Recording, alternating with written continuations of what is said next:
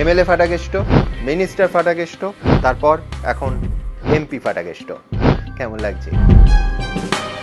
দলীয় শৃঙ্খলা মানতে তোমার অসুবিধা হবে না? সারা জীবন পর্দায় অন্যায়ের প্রতিবাদ করেছো, দলের ভেতরে অন্যায় হলে, দল অন্যায় সিদ্ধান্ত নিলে প্রতিবাদ করতে পারবে? টিভির সামনে চেঁচিয়ে বলছি, এই সম্বন্ধে যদি কোনো দাগ পড়ে যায়, এই ভাই বোনের সম্বন্ধে, I will resign right now, I will resign.